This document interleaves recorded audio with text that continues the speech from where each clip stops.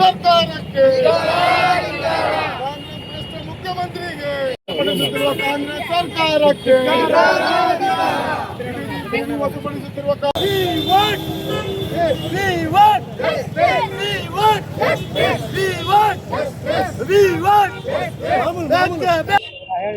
ಇವತ್ತೇನು ಈ ಕಾಂಗ್ರೆಸ್ ಸರ್ಕಾರವು ಬಿಡದಿ ಮತ್ತು ಹಾರಹಳ್ಳಿ ಹೋಬಳಿಯಲ್ಲಿ ಇರ್ತಕ್ಕಂಥ ಸುತ್ತಮುತ್ತಲಿನ ಜಮೀನನ್ನು ಈ ಕಾಂಗ್ರೆಸ್ ಸರ್ಕಾರವು ಅಲ್ಲಿ ಟೌನ್ಶಿಪ್ ಮಾಡಬೇಕಂತೇಳಿ ಅನೇಕ ಬಡ ರೈತರ ಹೊಟ್ಟೆ ಮೇಲೆ ಓಡುವ ಕಾರ್ಯಕ್ರಮವನ್ನು ಹಮ್ಮಿಕೊಂಡಿದೆ ಈ ಕಾಂಗ್ರೆಸ್ ಪಕ್ಷವು.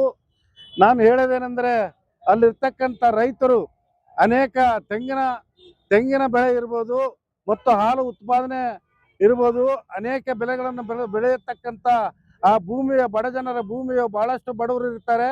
ಆದ ಕಾರಣ ಆ ಭೂಮಿಯು ಯಾವುದೇ ತರ ರೈತರು ಕೊಡುವುದಿಲ್ಲ ಅಂತೇಳಿ ವಿರೋಧಿಸುತ್ತಿದ್ದಾರೆ.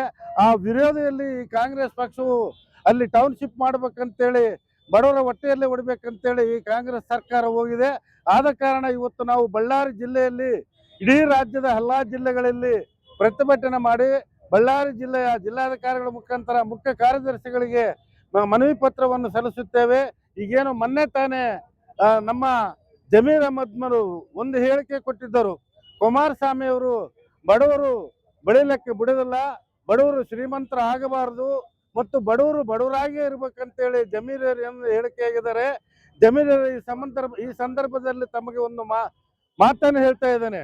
ಇಡೀ ರಾಜ್ಯದ ರೈತರಿಗೆ ಕುಮಾರಣ್ಣವರು 45,000 ಕೋಟಿ ಸಾಲ ಮನ್ನಾ ಮಾಡಿರ್ತಕ್ಕಂಥ ಏಕೈಕ ಮುಖ್ಯಮಂತ್ರಿ ಅಂದ್ರೆ ಅದು ಕುಮಾರಣ್ಣವರು.